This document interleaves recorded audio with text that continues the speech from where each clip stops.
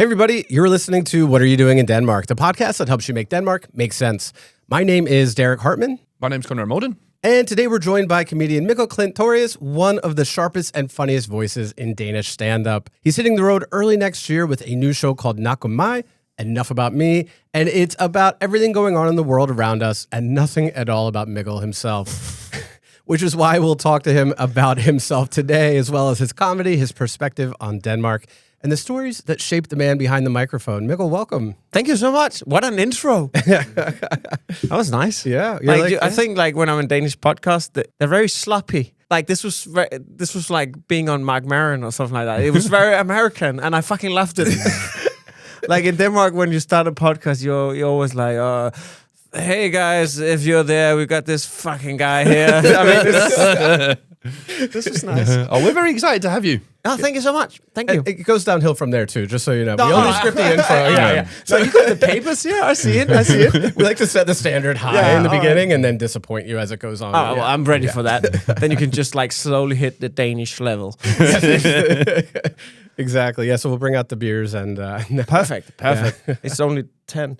Exactly. For listeners who may not know you or be familiar with you, especially a lot of the internationals, how do you usually introduce yourself? Well, I say my name and then I say I'm a comedian, I guess. I mean, do you think of like how do I introduce myself as what I do in terms of comedy? Yeah, or like what can you tell us like a little about? Well, I'm actually like the thing is, that's why it's also called Enough About Me, because I'm like on paper, my CV is sort of boring. Like I'm a sort of middle, maybe upper middle class guy from the suburbs of Copenhagen. Like I had a great normal family and not really much. I mean, I don't have like the big drastic story behind it. And like, and that's probably also why my comedy is sort of mostly looking outwards. Because like there's not a whole thing, a whole big backstory to tell about me. It's mostly like, I think my perspective on things I try to do make comedy out of. That was a pretty long introduction, but yeah, that's what I do. And then I do stand-up. I have a podcast. I do a bit of TV as well, I guess. Yeah. So that's it. And when did you get started with stand-up? I was probably 17. I had my first time I did stand-up on stage was in 6th grade. So I was probably like 7 or 8. Wow. I was like, I was like in love with stand-up, even though I probably couldn't understand half of it. Maybe I was 10. And then I said to my teacher, I was like, hey, can I do a show in front of the school? Wow. And she was like, all right. And then like in front of the school, they had like this morning gathering they have once a week where the whole school is there. And they were like, yeah. And then Mikkel from 7th grade wants to do stand-up. So, whoa. Get him on. And then I did like 3 minutes of shitty stand-up, I guess. It's amazing. That's amazing. Did you prepare? Yeah, I prepared. Wow. I think I wrote some stuff. Like I went up there and just like, I don't think like I knew what was going on or the pupils knew what was going on, but I was just like, I did it. And then I was like, yeah, I'm going to do this again later. When, do you when have it's it? A thing. Do you have it or do you remember any of the material? No. Okay. I remember one thing was that, and it wasn't really like I was 10 or something. Like I couldn't make a real joke, but I remember one thing. I was like, I had a hat on, like now I got a beanie, and then I was like shitting on redheads, and then I took off my beanie to scratch my hair, and then I revealed I was a redhead, and then I think I maybe got a little bit of a laugh, but mostly I just think people were like, "What the fuck is going on right now?" And then like it was only 3 minutes, and then it was over. Wow. So that's incredible levels of bravery, though.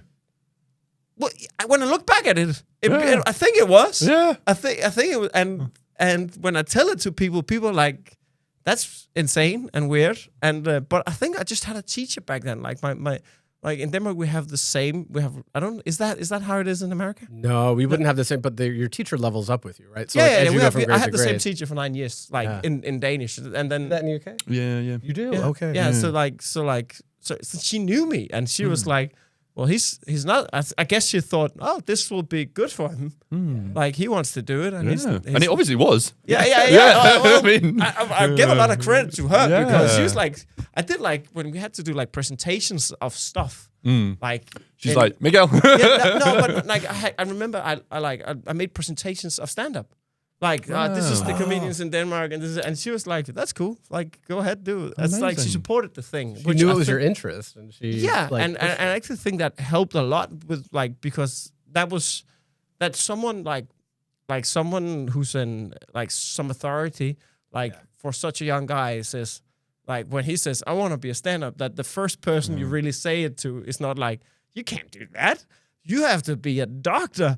She was like, that sounds cool. How does that? I don't know anything about it. Tell me about it. And then I did presentations and stuff like that and showed my DVDs. And she was like, I mean, I used all the, I can remember, I think I used all the, like, I did it right because like I had to do a presentation. You have to, like, this way to make a presentation. That was the whole, like, teaching was about. So I just used the academic things to make it about comedy, I guess. So she was like, as long as you do that, you're fine. That's amazing. And also educated your fellow students. Yeah. Like, I don't think they remember it, but they're children. Yeah. They were like, but for me, it was a big thing. I remember. Wow. Yeah. I'm just picturing her coming in, like smoking a cigar, like, listen, kid, I got 3 minutes at the assembly. Material, like hanging on the mic. Don't go over your time. The thing about Hitler. That's so great. I mean, it's so nice to have an adult like validate you that way because you're right. Like I think so many times, actually before in another life, because I did not know what I wanted to do when I was at any point in my 20s and my 30s. But in another point before I moved here, I was a teacher. And I think like to have somebody validate what you want to do is so important because kids don't always get that at home. A lot of times they don't get that at home. So having like an adult in your life that really is like, hey, you should try this. Let me help you make it happen. Instead of kind of trying to rationalize, oh, that's cute. Like, but saying, do it, try it. And so I think that's a big thing for like, I think if you have a good teacher, I've only encountered like good teachers mostly, and I think that's what a good teacher do. They're like, chase your dream. They're not the ones to stop you, and especially not at that age. They just encourage you, and then life will stop your dreams. it will happen eventually. That's not their job.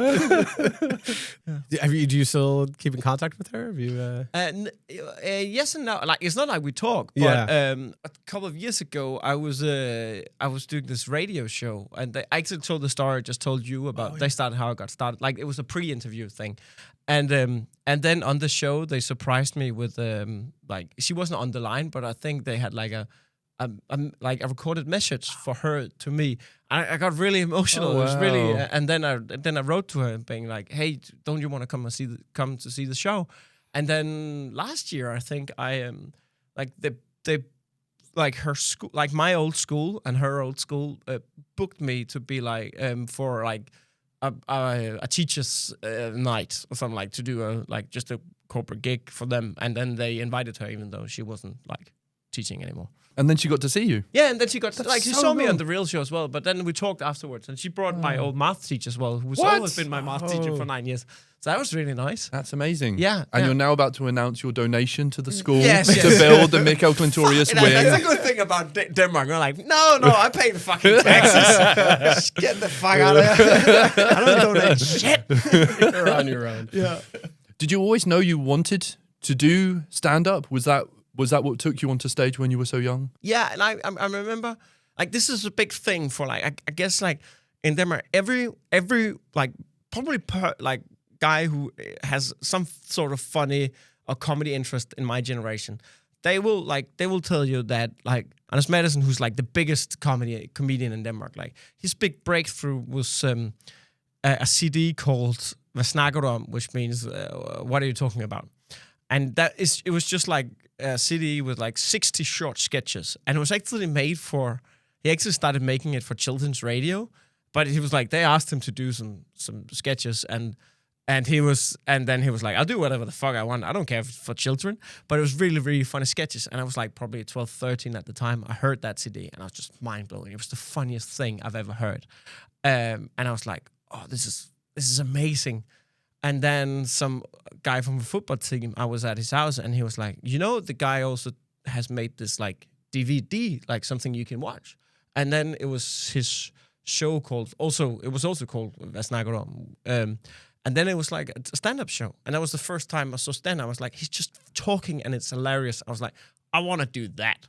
And then like, basically that was the start of. I was like, since then I was like, yeah, I'm gonna do stand up. I was like, for a long time I didn't know how or where or nothing. I was just like, I don't know how you get to the point where you can get people to watch you talk, but that's where I'm heading, and I'll figure it out. And then I went to gymnasium, and then I started doing open mics. Yeah, so that's probably the story. I was like 17 when I started for real. It's a beautiful journey. Yeah. And now you're here. And now you have a new show. And this is like the peak of it. This is the top of Everest. Yeah.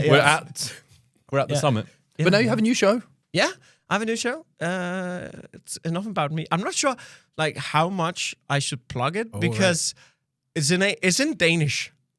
So, but I have to do that as a disclaimer, I guess. Yeah, hey, we have a lot of Danish listeners and a lot that are learning Danish too. So I think that I think a lot of our listeners will not feel alienated. To see Danish stand up. Yeah, perfect. So I have this show about it. It's not I don't want to spoil. It's basically just an hour. I'm very inspired by the way American comedians structure their shows. Like they make a special. And it's mostly, I think they're starting to lean a bit more into the storytelling part and like the structure of doing a whole show. But I really, like for me, I really enjoy it's not like they don't have structure, but it's not like, here's my story or there's an arc to it or something like that. It's just really good stand-up that kind of flows. That's the way I like to do specials. But there is a bit of a little like hidden structure arc thing, but it's not a big thing to it. So it's basically just me talking about the world situation and then I'll turn the gun inwards and like in the other half, I guess. So I'll talk a bit about me because like as we talked about, I had a kid, so like, and I had that like we found out she was pregnant after the title Enough About Me, and I was like, that fit perfect. It's the title is still good for that. So I had some. So there's a bit about that, just a little bit. I'm not the big, I have a kid comedian. I think every new parent knows that at that point when they get the kid, that's enough about them for the rest of their life. It's now about somebody else. Yeah, and at the same time, it's like everything outside is about me because I'm a comedian. Like it's very self-centered job title and work. So it's also like I still have to. Calibrate, is that the right word? Like the balance between right now there's two guys just talking, we're talking about me. Sure. And then I get home to and then that I can calibrate, but like the whole thing about like making sure the whole thing works. Like before we had a kid, I could be like, I would like to my girlfriend, well, I have a busy 3 days, so I'll see you in 3 days. That's not how it works anymore. So the Enough About You has become a reality. Yeah, exactly. Maybe you manifested. Yeah, probably. Probably. And that's like the universe doing it for me. I'm curious if now having a kid and starting a family, if it's also maybe kind of nice to sort of protect that privacy a little bit. Maybe inspire that. That's a good question. Because I actually didn't think of it in relation to the show, but I'm kind of like, I'm very private with my girlfriend and my baby. Basically, because like right now I'm talking to some TV people and it's not maybe it's not going through or whatever. It's just like right now it's in the works stuff kind of thing. And they were like, "Hey, like, where's your privacy limit?" And I'm like, "Yeah, you will never fucking bring a camera into my house, and you won't see my girlfriend, and you won't ever see my baby." I mean, and if that's a deal breaker, it's not gonna work. Because like the most private I am is on stage, but that's when I'm in control. But if you start opening up about your privacy on like social media and on TV and stuff like that, that's also where like the public starts to interest of. And I'm not delusional. I don't think like that I'm that famous or something like that. But I'm just like way back, even before like nobody gave a shit. I was like, if I'm so lucky that I might get in a position where that could be of interest, I want to be. I'm gonna be cautious. Like I want to be on the right path of that. So so I don't like involve them in any sort of way. Like I don't want to be like backtrack my whole social media catalog when. I don't like who my girlfriend is and how my baby is doing is none other business than the people close to me. I think. It's just a personal thing. Like I think that's kind of wonderful though because I've been re-watching some of your old stand-up. Yeah. So when we very first met, I remember watching your shows, and my Danish is not good, but it was much worse back then. Yeah, but I'm so curious, but like, how good is it? Like, because I remember when we did the English shows, you saw my set, and you were like, oh, it's fucking. You said it was like, oh, that's the comedian you are, because I've seen you do stand up, and I have no idea what it's about, so I can see your style and the way you move on stage. Yeah, but. Like now the missing pieces there, because like you can, exactly. But you can see the Danish shows now. I can watch your. I mean, I watched the ones on YouTube, and I could understand. I would say 70-80%. Yeah. Oh, that's good. So I was re-watching them, and I had a little bit of a revelation. So I remember one of the first times that we had met. Yeah. You had told me that you had performed, I think, in Norway in English. Yeah. And maybe somewhere else in English. Yeah. And obviously, in your shows that we did together were incredible. Yeah. And I remember really pushing you at that time and being like... Yeah, but it was good you did, because I'm very hooked, and I'm still am. Oh, okay. But yeah. I was very excited about it. I was excited at this idea that you were very confident. You know, I meet a lot of Danish comedians who are not confident performing in English because you guys are so fucking humble that it's insane. Yeah. Like, oh, well, it's not good enough. I've only done 3 PhDs in English, so I don't think I'm ready for the stage, even though I'm famous in Denmark. Anyway, so I was very excited by that. But then I was rewatching your shows now, understanding your comedy more. Yeah. And I actually had a kind of reverse feeling. Yeah. Because actually a lot of what you talk about, I thought the fact that you do it in Danish and that you understand the culture and connect with the people is actually very powerful. Because, for example, you break a lot of stereotypes that internationals have about Danes. Like you have this in your Vild School show. You have like some, for example, you have a bit where you talk about Danish summer and there's a pride around it. And then there's a reality that actually Danes are willing to accept that Danish summer is shit, right? Like when is that one sunny day that comes along and these kind of things. And you also kind of mess with our like international perceptions of Denmark being this perfect paradise around, like, you know, like when we talk to our friends and family back home, they think that you are God. We're like, oh my God, the Danes are perfect. Because you're perfect. Because you cycle and you care about the environment and you have hygge and you all live on Nyhavn. And you tell us that you're perfect. No. Yeah.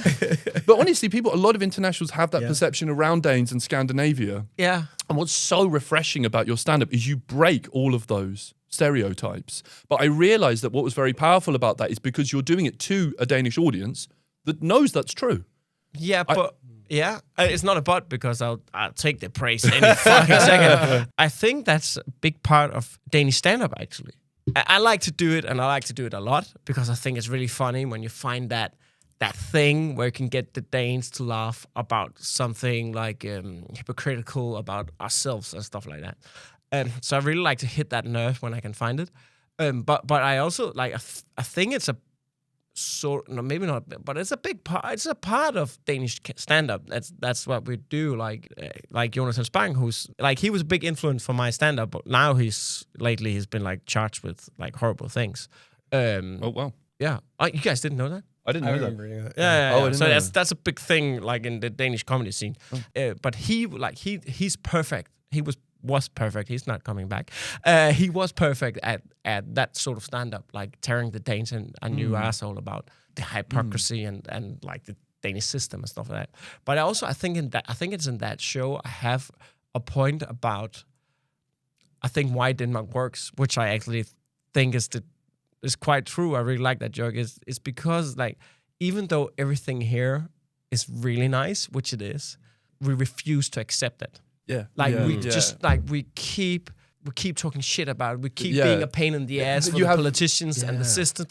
No matter how good it will be here, we'll never be satisfied. And that's the key to having quite a nice place. It is like whatever's wrong, we'll be like, it's still, you still gotta fix that over there. You have a joke where you talk about what's SU. And then they say, oh, it's free money you get from the government to study. And you say, it's only that much? Yeah, there's always another... Denmark. Yeah, it's never enough. And I actually kind of like that. And that's how the Danish culture is, because it means we don't lean back and, like, it'll be shit, hopefully. I thought your show was... Rewatching it and understanding it better was very powerful. There are moments where you talk about things like you talk about Danske Folkeparti and the climate. And honestly, when you go into the joke, you're like a bulldozer. So the point that you make, I found was very, like, you're very opinionated and it's very controversial. And actually, at that moment, you can feel the audience seize up a bit. Yeah. But then you just make your point so strong and so honestly that That's then the the Bill audience Burr- is crying, laughing. Yeah, that's the Bill Burr. Yeah, move. yeah. Like, I am still very inspired about by Bill Burr, and that's the thing. Like, I remember watching Bill Burr from like as soon like first encountering his specials. I was like he does this. He does something where he starts from a point where like people don't agree, and they like you can feel the tension in the room, and he's like, no, I'm going down this path, and if you know there's in the end, like I will get you. Yeah. Like you can just like the harder you can go in the start. It doesn't matter how much you sort of alienate the audience. If you know, like in the end, I will get you with this bit because I have a point that proves like that makes up for the start where you alienate them. I love when I do that. You have a perfect bit. Bill Burr is the master of it. And the thing is, when you have, I try to have some of those bits in every show, but they're hard to find, and they're really hard to build as well because, like the first many times you do it, you only have the start. You don't have the end. Yeah. And then when you like move into this like area, you're not. You can see that you're losing the audience, but you don't have the finish. This is, like I'm gonna ruin the rest of my set with this joke. Like there's no going back from this. So I'm the payoff happy is huge. You remember that bit because that's sort of the things I'm very proud of in that show. Talking of though, have you had the experience of pushing a boundary or topic too far? Yeah, but it's like on open mics, I don't care. Like I don't have like if a bit is in the show, like I know it's good. I can stand for every inch of that bit. But it's also because I've done it like maybe 100 times on open mics. And so on open mics, I've done it 1,000,000 times, pushed it too far, said something fucking insane or something. But I never regret it because for me, it's never statements. It's never like I'm just maybe like trying something out, seeing where do we stand on this as an audience, like or maybe as a society. I'm just trying out stuff, and like if I like die on my ass on an open mic, I don't care. It's part of the process. Like it's fine. Like then I know. All right, next time don't do that. And then like it's still a step forward. But I have a bit right now, which is very in my new show, which is kind of exciting, and very very. And I used a lot of time to like mingle with this because that's really a sore topic for people. But I saw Louis C.K. in a podcast. He was on a podcast and he talked about he's the master of talking about difficult stuff with the audience. And he has this picture he painted in this podcast. He always like when he starts out on something where people like they don't want to talk about it. It's not like they hate him. He just opens the subject and they're not comfortable. They're not there to see. It's a comedy show. They don't want to talk about this. He always pictures that like he takes their hand and be like, I know this is scary. Like you have a kid and be like, but now we walk in here in this room together and then we'll talk about it. And I've really had this in mind for this bit.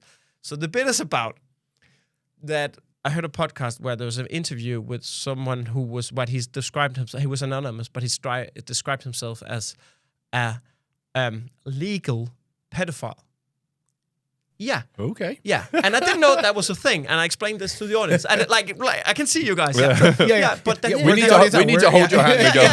Come here. So like, and then he explained in the podcast, like, hey, he had never done anything and he would never do it. He knows it's horrible, but he has this urge and he wants some help. And he says, I'm not the only one. There are like black, dark web, silent forums for people like me. They know it's the fucking worst thing ever to be, but they want help. They don't want to do it. They're not going to do it. They want fucking help. And that's what my bit is about. Wow. And that is like, and I used a long time on that bit. And like when I put it's in the middle of the show, when I start opening this up, people are like, fuck you. Like, no, we don't want to talk about this. It's also a good place to remind listeners that it's called Enough About Me. This is not about Mikkel at all. This is definitely about somebody else. Exactly.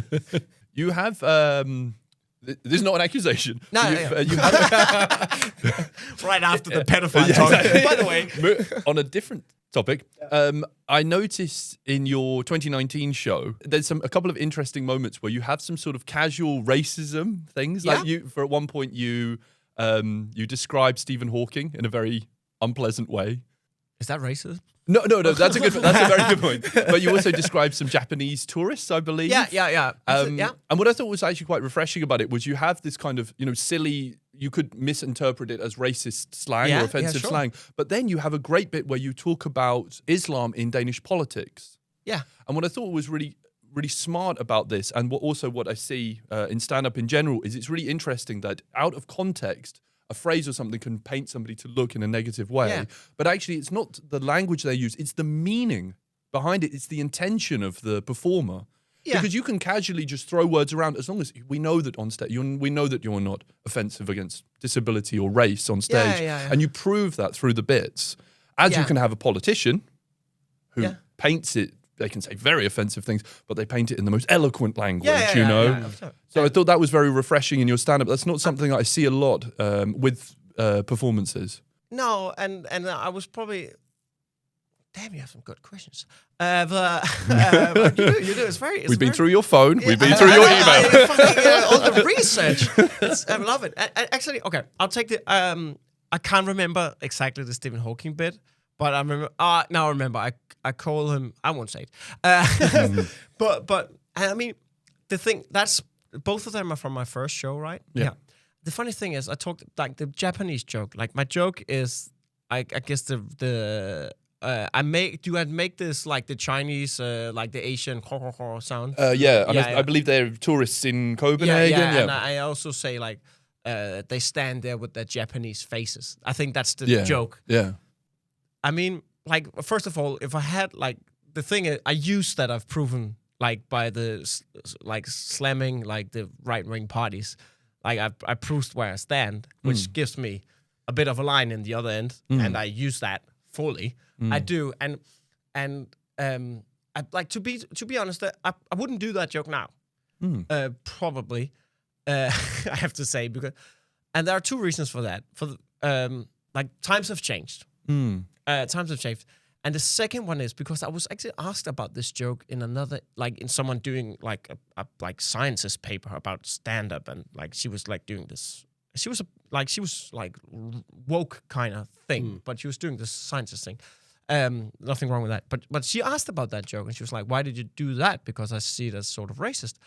And I was like, and she had like all sorts of long analysis on it. I was like, no, you're wrong. The reason I say like they stand there with their Japanese faces, it's the end of the joke.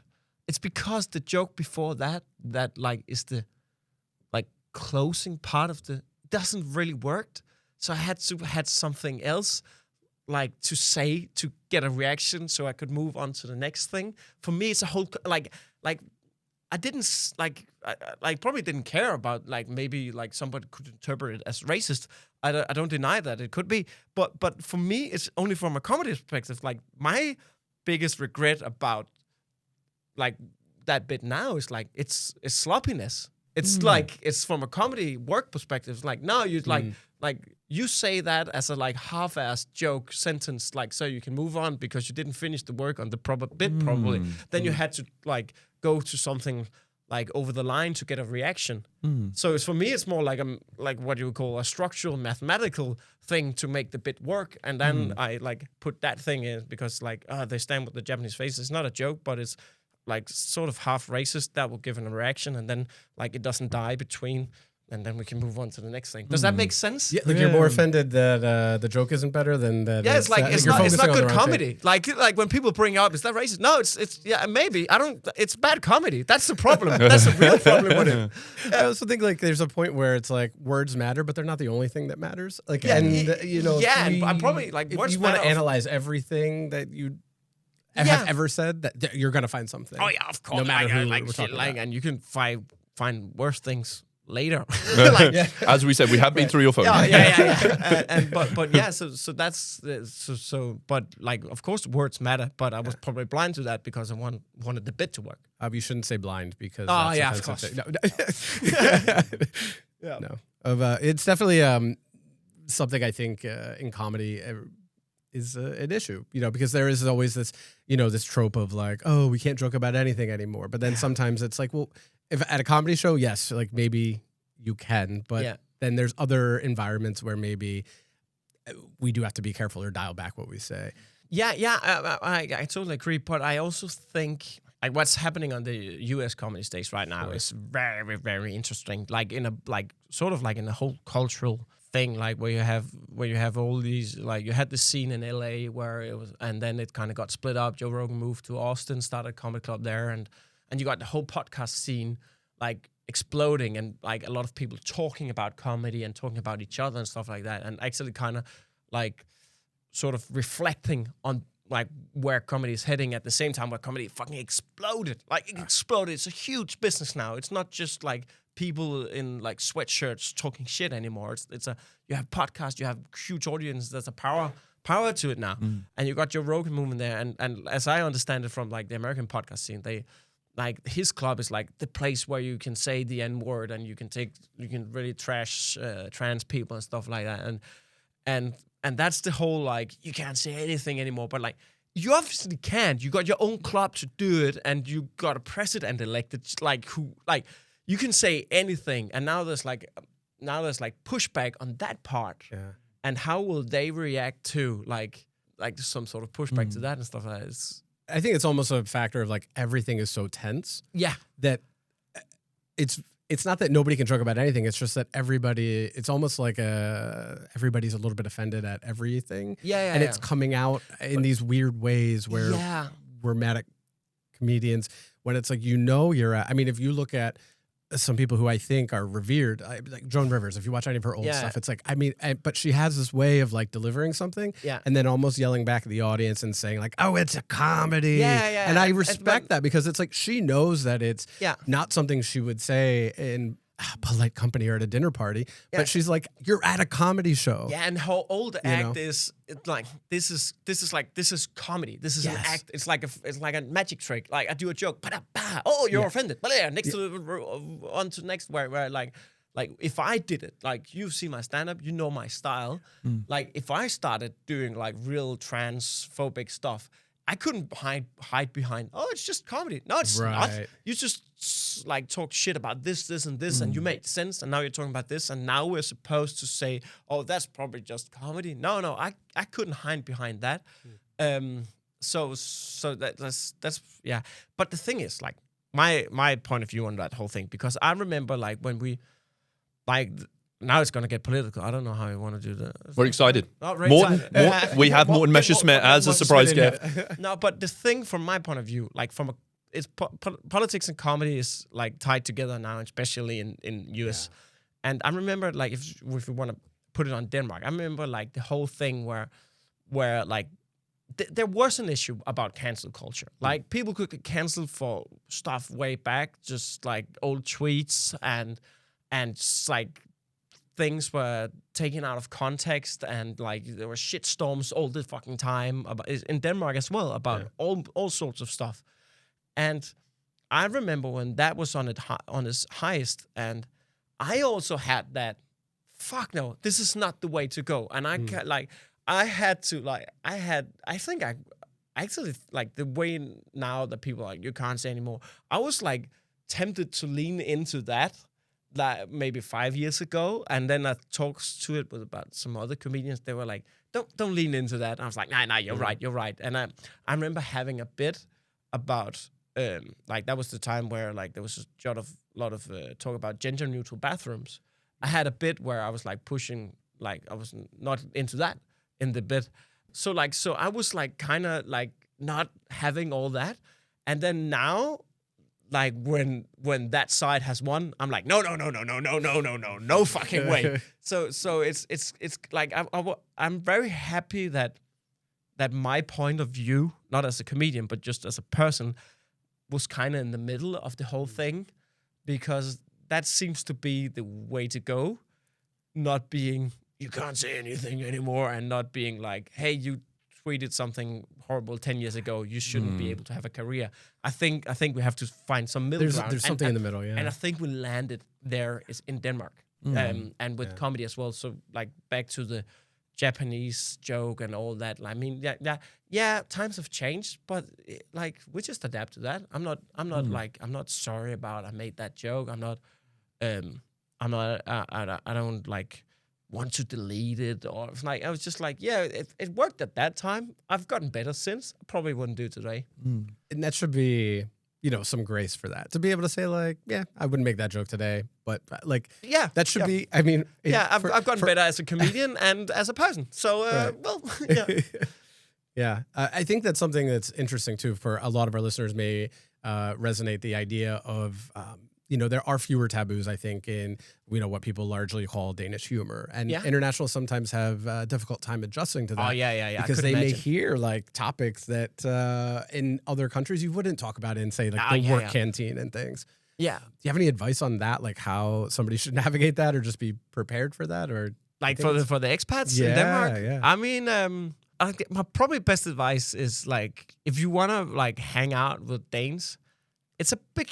Like it's a big part of that. Like I would probably like say, give it a go and just know like we talk shit about a lot of stuff, and it's not political statements. It's just like take it like don't take like we're not that tense about stuff. Like just like try to lean into it and not in everything is a political statement, and just like see the fun in talking shit and maybe like going on like it's sort of a sport in Denmark, like going over the line. Pressure testing. Yeah, pressure testing is the right word. Like we like to pressure test stuff and talk shit, and I think that's a big part of Danish humor, and I don't think it's gonna change anytime soon. So that's probably like see if it fits, like you can make it fit you if you want to hang out with us, because it is probably gonna happen again, and it's not gonna change. So probably just lean into it. And you can tell somebody's intent. Like if their intention is to like really offend you,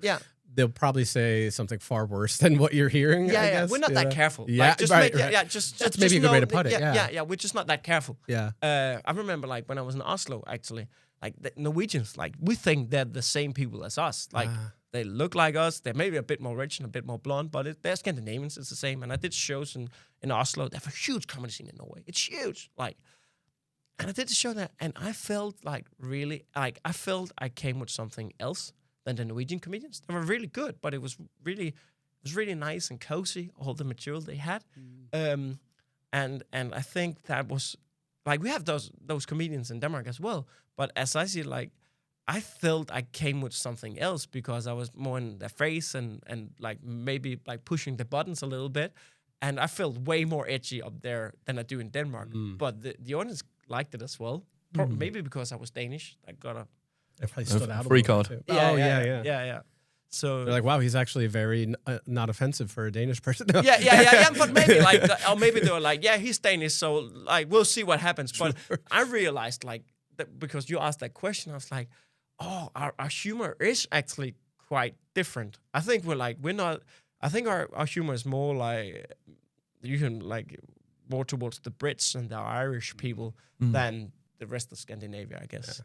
That's why I think it's so interesting as an international to watch your comedy in Danish, because I feel like it's like going into a secret. I know it sounds really silly, but going to a secret room. Where it's like, this is what the Danes actually think and feel, but you only get to know about it if you're Danish. It's like sneaking in. Yeah, but it's also because our language is like we're the only ones who speak it, so it must be like it's not a it's like a little protection. So no, it's not a decision we make. But I understand why it's for. I love the idea that it would be every morning. You're like, I hate immigrants. Snack a dance. Yeah. Exactly. But it's not like I really get why it's really hard for expats who live in Denmark to like feel part of the Danish society and like mingle with Danes, but it's like first of all, it's a language. If you're not born here with the language, like fucking good luck learning it. It's a shit language for everyone else than us.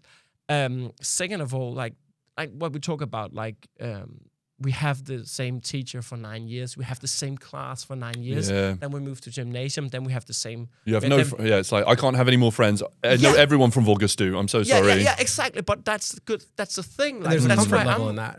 It's like there's a trust in. Yeah. And it probably extends in everything where it's like, well, I trust that I can say this around these people because, it isn't one in my language. So culturally, if you understand what I'm saying, you're going to also understand my point of view, where I'm coming from and how to take it. Yeah. And that's probably like, there's a, what's it called? There's a mismatch there or something like that. Yeah, exactly. But the thing is, like, we know each other, and then when we get to an adult age, where like expat usually maybe come here, then they come for university studying or whatever, and they're like, I have a whole bunch of Danish friends, and like all the Danish people are like, like my schedule is full. Sorry, mate. Right? Yeah. And that's probably what happens a lot, I guess. My wife has a theory about Denmark. I don't know how accurate this is, but her idea is that generational trauma is instilled in DNA, and there is a lot of evidence to prove that. Yeah. And I'm not saying bad things haven't happened in Denmark, but you It's not. I mean, you were occupied by the Nazis. That was a very dark period. Yeah. These kind of things. But you haven't had the kind of conflicts that Central Europe has had. And my wife is from Hungary. And They have, like... They were on... she must look at our story and be like, is this a bedtime story? Yeah. Is this for kids? So what happens? The Vikings came. The Romans couldn't invade because they were so strong. Yeah. Similar people came, occupied them for 5 years, and otherwise it's been SU and BMO. Yeah. So that's basically the history fair. of Denmark. That's the Grundlong. But it's really interesting because I also do shows in Hungary, and there's a big expat community there, and obviously Hungarians are not so into speaking English. So the ones that do come, usually highly educated, usually left wing, they've lived abroad, and they come with their international friends. And you can make a lot of fun of the government. They have a very right-wing dictatorship. They all hate the government. You can make a lot of jokes about that, and you can really rib on it. But the problem is that those clips go online. And I have a joke, for example, about where I make fun of the Hungarian national anthem. Yeah. Because it's so depressing. And it's basically just a long list of grievances. Yeah. Anyway, I performed that live, and it did very well a couple of times, and then I put the clip on the internet, and the amount of hatred that I've received, a lot of very, very angry, very upset people. But what's so interesting about it is it actually taught me that I think it's about a deeper level of insecurity. Why I think it's so easy to make fun of Denmark. If you do it right, you have to do it intelligently, and it has to make a point. You can't just trash it for no reason, right? You can't just... No. You have to do it with a glimpse in your eye. And, Like you said before, like going into a dark place, but at the end you have the... conclusion. Yeah. And if you do it well, Danes, I really feel like are very You're open. The master of that. Thank you very much. I don't know about master. I'm getting in there. Yeah. But it's really interesting with Danes. I think they're very willing to let their guard down and accept, okay, maybe this isn't perfect, but what's your point? Like, what are you... Yeah. But, like, a thing about Danes that is very important to know in the perspective of comedy, we love that it's about us. Like we love it. Like, talk about us. We're like, oh yeah. It's like, no, but back in England, no, fuck you. Like, talk about us. Like, it's fucking like we're so self-centered. It's horrible. I have this joke that like Danes, like as an American, I don't like talking about America, especially right now. But Danes love talking about Denmark, but they want to do it indirectly. So they kind of set you up like in a cuckold way, where they're basically just want to watch you from the corner, sitting in a chair. Yeah, that's a good way to do it. Yeah. I get why it's difficult, but it's also very interesting to see what an American living in Denmark thinks about what's going on back in the States. But that too. The funny thing is, like, when I hear American comedians in podcast talk about it sometimes, they're like, they don't really want to open up about it. It's not really, it's kind of... But I think it's the same thing. Everything is so politically charged, and everything in the U.S. is politicized in a way that I notice doesn't happen here. Like, things get politicized where it's all of a sudden, like, everything that this side likes and the other side likes the opposite. So it's like,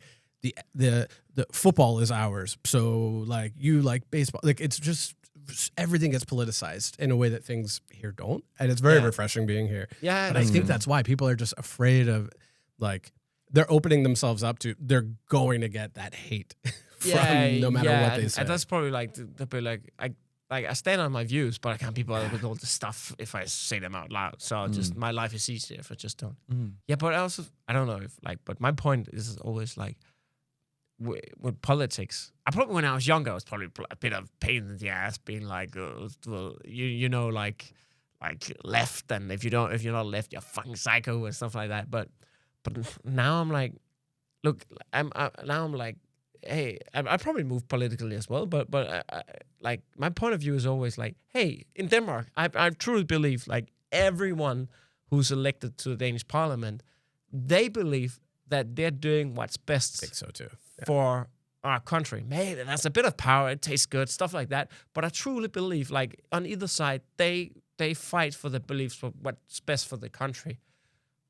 Just like, I just don't think, like, him and her and him, I don't think that's best. So I'm gonna vote for over here. But I mean, like, if you have the belief that everyone in there actually think they will do what's best, what they think will do what's best, you just pick whoever you think you agree with. Yeah. And if as if you're totally right, like if I meet someone who's totally on the right or totally on the left, I'll be like, well, you believe that's the best way to go, and you fight for your belief because you think we will all have a better time that way. Yeah, like, this is your path to the same paradise. Like, everyone wants to have a perfect place where everyone's good, nobody's sick, and everyone gets the help they need. We're just not. We don't agree on the path there.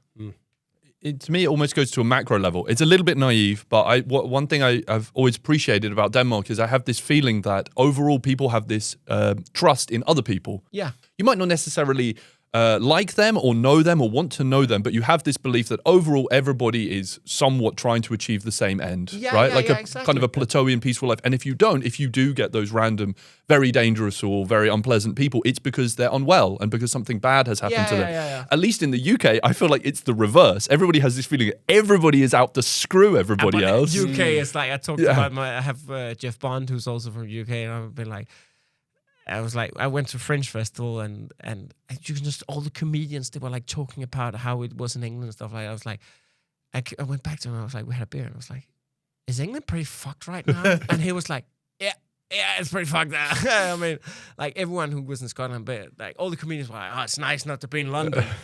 Like I think, especially now, like, things are very tense, right? Oh, definitely, yeah. But it's also goes down to that foundational belief. Like, also when I grew up, it was just like everybody is, willing to do something terrible to you, so you just have to try and defend yourself.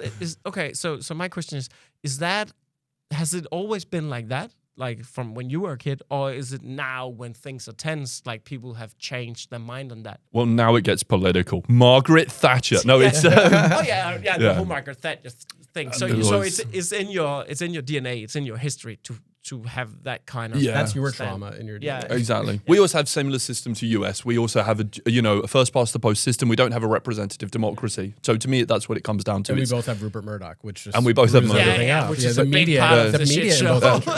That's what you were saying before about having trust in the politicians that are out there. Not that you necessarily agree with them, but tomorrow, most of them, right? But now, like, tomorrow is 18th of November and is election day. Go out and vote. And when I walk down the streets, even though I see posters of parties that I don't agree with, it fills me with joy that there are so many. I'm like, oh my God, why is this system? Why hasn't some devious bastard come along and been like, we need to change the system to rig it so that my party wins everything? That's my British mind. I think they're coming. I honestly do. I really think they're coming. I think Denmark will probably be, because we have that sort of chill thing, and we don't like when shit gets stirred too much. So I think if you get too loud about everything's fucking, you'll be like, shut your fucking face. But I think that movement is coming, which is very, I think I just read an article yesterday. This will be fucking apocalyptic shit now. But like the Heritage Foundation, like they start, like, they want a global revolution, like right-wing evolution. And I think it's coming to France, it's coming to Germany. It will probably come to Denmark as well. I think I see it, like, even, in comments and things like that, and doing, a lot of YouTube videos that I've made and things where, like, Danes will say, and this really hits me in a way that makes me very sad, because I've seen it happen in the US, and when I see it, the same language here, it bothers me. But when people will say, like, oh, you live in Copenhagen, that's not real Denmark, or oh, the rest of Denmark is real Denmark, and things like that, it makes me feel like the stuff that happened basically after Obama was elected until now in the US politics, where it just got so, like, us versus them, rural versus urban. And just everything that shouldn't have been politicized was getting politicized in a way that suddenly it wasn't, we didn't have these enemies as far as, like, the Cold War was over. Yeah. Terrorism was this, like, enemy that we couldn't really, like, nail down. So we just had to turn it inside. We had to find a political enemy within our own country. And that's it just worries me when I see Danish politics get that way. And I think like that movement we just talked about, they're willing to like take whatever divides us and use that. Like they'll just look for whatever divides people here. That's what we'll go for. Right. And I think that's the frightening part. And also the frightening part is like when you had like, I know you shouldn't compare to stuff like this, but I'll do it anyway. But when you had the Nazi Germany, that was normal people. Like in Germany, they got convinced that this was the way to go, and they believed it, and they did it through propaganda and all this stuff. But they truly believed it, and that it was normal people. Maybe it wasn't as contagious because it was in German, like we're in Denmark. So nobody understood. Like the German paper didn't come to Denmark. Like there were Nazis in Denmark, but it didn't get the right hold, and it wasn't like a revolution as it was in Germany. But now we have the internet. We all share the same culture. We can even there's a million news outlets, but like I have friends who they're into Donald Trump kind of stuff, and they have like the same news outlets as the American. Like so, like our point of view can be like fucking shattered, and they're just gonna turn the volume up on that, and that is very fucking frightening because the internet is not going anywhere, and people are getting like people who wants power, they're really getting really really good at using it, and they have a fucking lot of money and misusing it for their own benefit, for their benefit or for their point of view. And I'm not sure that Peter Thiel and Elon Musk and those guys, I'm not sure I would put them in the box of, hey, they just want to build the same paradise as me. They're just going in a different direction. No, I'm not on that team. Like so true. I guess, and this may be a nice segue that's probably some of the things that we'll get in your new show. It's kind of talking about this internet culture and things like that. Yeah, well, probably like I haven't thought of anything funny about the things I just talked about, but maybe there's still time to April. I'll look at it. And tickets are on sale now. Yeah, so people can look up, and we'll have, of course, in the show notes and description, links so that people can find you if you're in a city near them in Denmark, well, and so as well as where to find you on Instagram, other platforms. Yeah, and your links to your new political party that you just started. Of course, it's called the Klint-Thorius Way, and. We were thinking earlier that because you know that song Notorious? Yeah. You should change it to Klint-Thorius, and that should be the sound that you go on stage. There's probably like some copyright shit. I'll probably get like we'll talk to the right guy. That, Notorious B.I.G. We'll do something audio. We'll change it just a little bit. Just enough that. Or gave the guy like 5,000 kroners. It's Biggie Smalls. He's been dead for years. I think we'll be fine. Nobody's going to tell him. Yeah. Mikkel, thanks so much for spending some time with us and chatting. Much fun. It's so great. Yeah. And looking forward to the tour and seeing what you do next. Yeah. And thanks everybody for listening and watching. Yeah. Tack for a day.